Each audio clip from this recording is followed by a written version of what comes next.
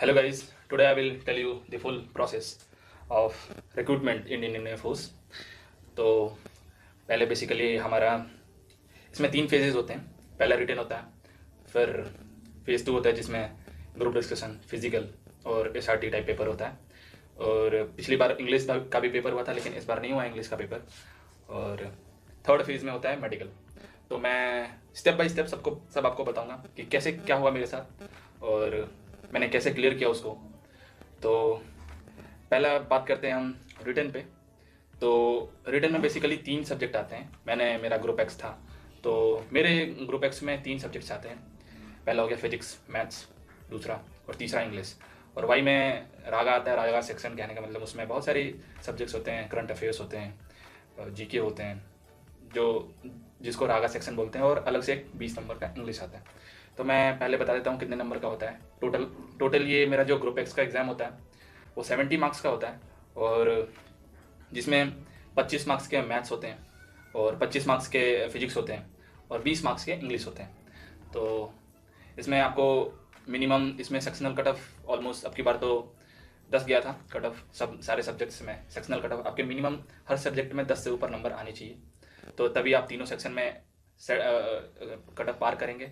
और ओवरऑल में आपके एक वो लोग फिक्स करते हैं कितना आपको कट ऑफ इतना क्लियर करना पड़ेगा, तभी आपका फेज़ 2 के लिए आप सेलेक्ट होते हो, आप फेज़ 2 के लिए एलिजिबल होते हो, तभी आपका फेज़ 2 का एडमिट कार्ड भेजते हैं वो लोग।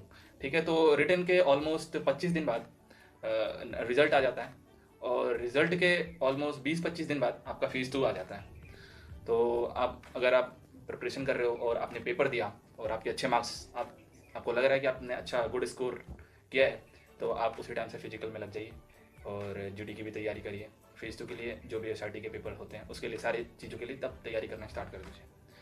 तो बेसिकली मैं फेज़ 2 मेरा गोरखपुर में नहीं, मेडिकल हुआ था मेरा गोरखपुर में। फेज़ 2 मेरा बिल्टा हुआ था 10 AC पे।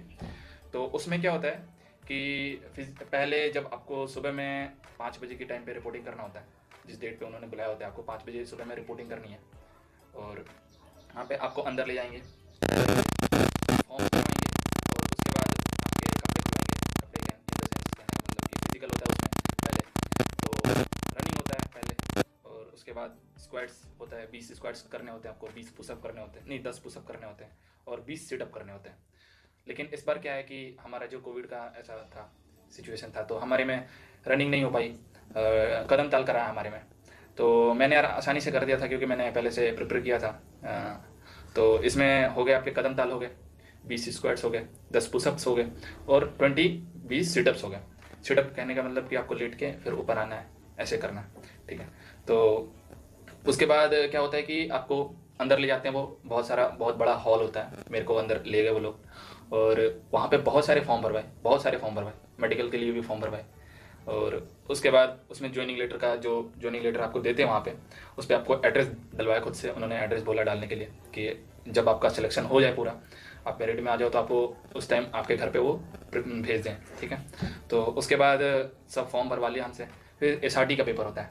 SRT में ऑलमोस्ट 45 क्वेश्चन पूछे जाते हैं, 30 मिनट देते हैं उसमें, और आपको सारे क्वेश्चन का जवाब देना होता है। अगर आप एक भी छोड़ दिए तो आप बाहर हो जाओगे। और बेसिकली कॉमन सेंस वाले क्वेश्चन होते हैं, सिचुएशन होता है। SRT कहने का मतलब सिचुएशन रिएक्शन टेस्ट। उसमें आपका टेस्ट होता है कि आप इस सिचुएशन को कोई दे दिया जाएगा, उसमें ऑप्शंस दिए रहेंगे कि आप सबसे मोस्ट फेवरेबल आपको कौन सा ऑप्शंस लगता है, इसमें क्या करोगे आप।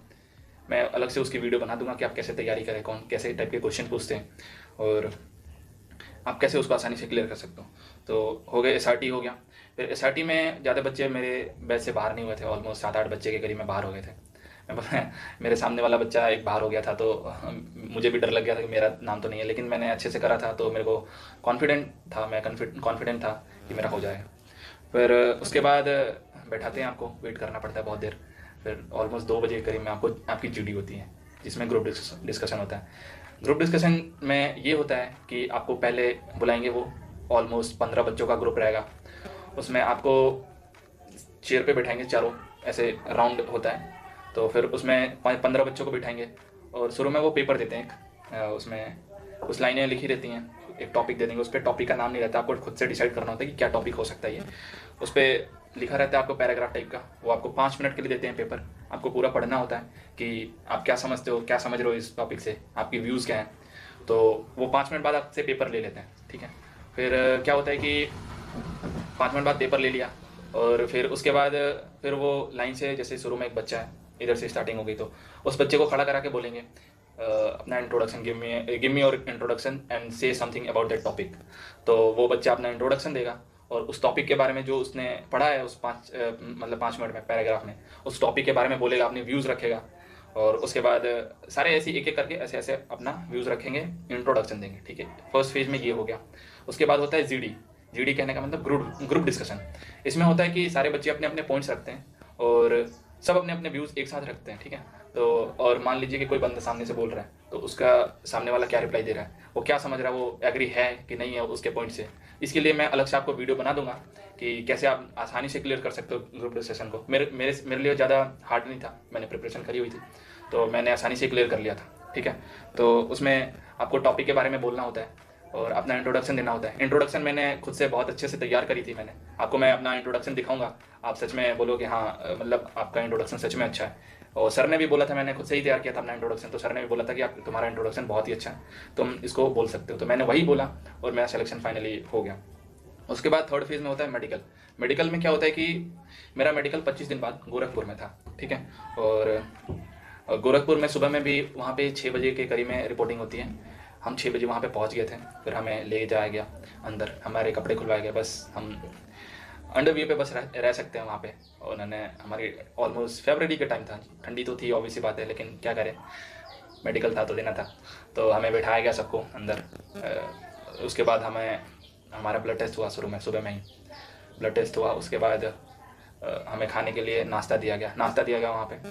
उसके बाद बहुत सारे टेस्ट हुए हमारे, वेट का टेस्ट हुआ, हाइट का टेस्ट हुआ, लेग का टेस्ट हुआ, आँख का टेस्ट हुआ, कान का टेस्ट हुआ, नाक का, दांत का, सब कुछ टेस्ट हुआ वहाँ पे, A to Z सब कुछ। कुछ नहीं आपके शरीर में ऐसा पार्ट होगा कि वो नहीं देखेंगे, सारे पार्ट देखते हैं, स्किन देखेंगे, ओके।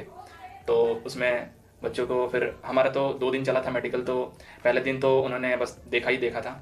उसके बाद अगले दिन उन्होंने बुलाया, और अगले दिन बुला के उन्होंने पहले तो शुरू में देखा था, फिर से हमें कपड़े खोलने पड़े खुद से, मतलब फिर उसके बाद बुलाया और फिर ऐसे ही बस 2 मिनट के लिए खड़ा कराया अपने सामने और फिर वापस भेज दिया।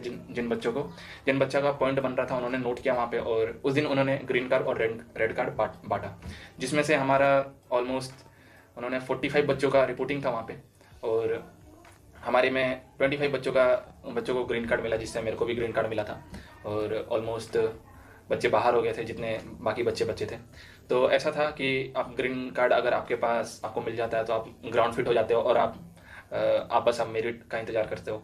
और जिनको रेड कार्ड मिला होता है वो अपील करते हैं, कहने का इन द सेंस कि उनका रीमेडिकल होता है, दोबारा से उनको स्पेसिफिक डॉक्टर के पास भेजा जाता है कि वेदर उनका चल जाएगा या नहीं चलेगा या फिर ज़्यादा दिक्कत है। तो उनको कुछ दिन टाइम लगता है, ठीक है। तो उसके बाद कुछ दिन बाद हमारा PSL आता है, PSL प्रोविजनल सिलेक्ट लिस्ट, जिसमें नाम होता है बच्चों का जो मेडिकली क्वालिफाई होते हैं, और उनके द्वारा एक कट ऑफ भी निर्धारित किया जाता है कि इस कट ऑफ से ऊपर वाले बच्चों का ही नाम आएंगे इसमें।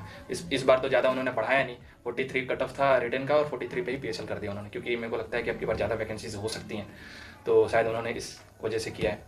और बाकी रीज़न जो भी हो, यही था मेरा कि मेरे को ग्रीन कार्ड मिल गया था और PSL में नाम आ चुका है। अभी एनरोलमेंट का इंतजार है, देखते हैं कब तक आती है एनरोलमेंट।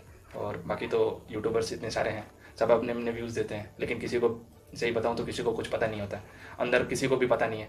और बाकी जो ऑफिशियल लेवल पे है, बहुत सारे ऊपर लेवल पे, उनको भी इनफैक्ट पता नहीं है बात की कब आनी एनरोलमेंट। देखते हैं जो होता है, होप कि आ जाए जल्दी से जल्दी, ठीक है। तो मेन मोटिव मेरा यही था इस वीडियो को बनाने का, कि आपको बताऊं कि क्या क्या होता है अंदर। प्लीज़ मेरे चैनल को सब्सक्राइब कीजिए, मैं अभी नया हूँ, और कम से कम 1K कीजिए जल्दी से, तब मैं आपको लाइव आके कुछ स्ट्रैटेजी बताऊँगा, आपको हेल्प करूँगा आपके सिलेक्शन प्रोसेस में, क्या है आपको SRT कैसे देना है, GD कैसे देना है, और आप अपना टॉपिक कैसे तैयार करें, सब कुछ हेल्प करूँगा मैं। बस एक बार अच्छे से मतलब आपके साथ इंटरेक्ट हो जाऊँ, और ठीक है जो भी है। तो थैंक यू सो मच।